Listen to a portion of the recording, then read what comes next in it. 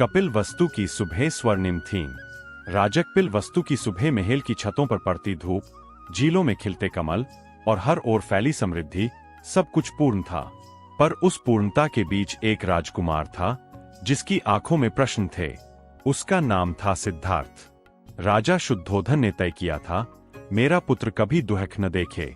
महल की दीवारें ऊंची कर दी गईं। बुढ़ापा, बीमारी, मृत्यु, ये शब्द भी निषिद्ध थे। लेकिन प्रश्न दीवारें नहीं मानते। एक दिन सिद्धार्थ ने सारथी चन्ना से कहा, मुझे नगर दिखाओ। नगर के द्वार के बाहर पहली बार उसने एक बूढ़े व्यक्ति को देखा, कांपते हाथ, झुकी कमर, थकी आंखें। सिद्धार्थ का हृदय कांप उठा। चन्ना, यह क्या है?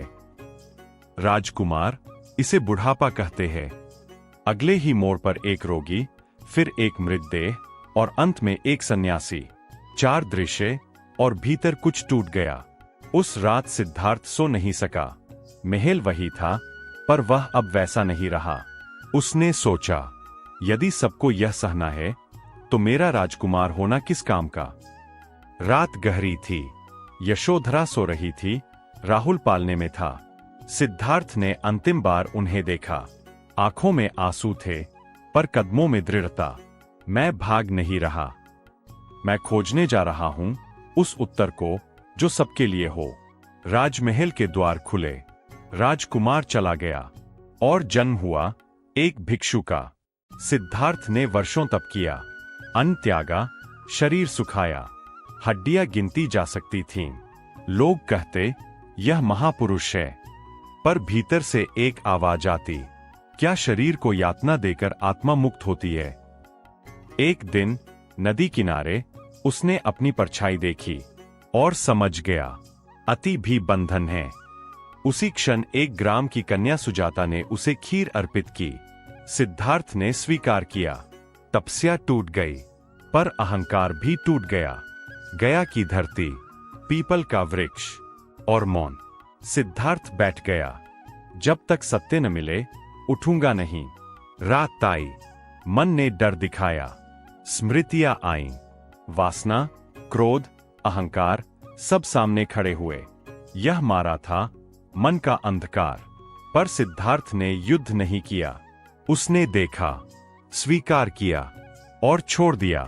भोर के पहले तारे के साथ बोधि का जन्म हुआ।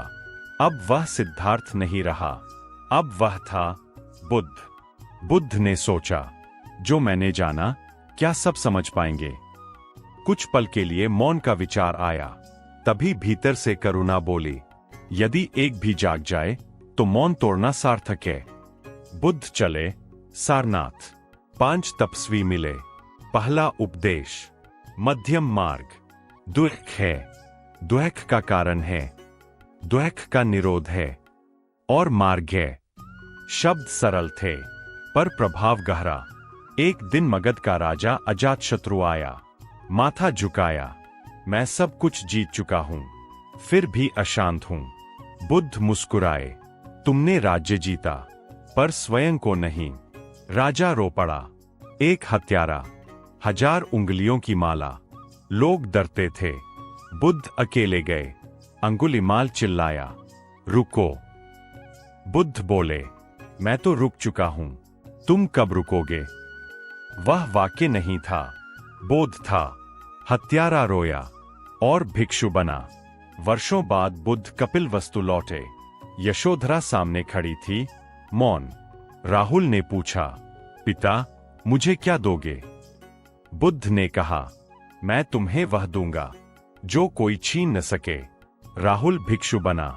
यशोधरा की आंखों में आंसू थे, पर शिकायत नहीं। कुशीनगर। शरीर थका था। शिष्यों ने पूछा, आपके बाद हमारा मार्गदर्शन कौन करेगा? बुद्ध ने कहा, अप दीपो भव, स्वयं दीपक बनो। और फिर, सब कुछ अनित्य है। मौन छा गया, पर वह मौन खाली नहीं था, वह जागृति से भरा था। गौतम बुद्ध चले नहीं गए, वे हर उस क्षण उपस्थित है जब कोई व्यक्ति अपने भीतर झांकने का साहस करता है। क्योंकि बुद्ध कोई व्यक्ति नहीं, एक संभावना है आपके भीतर।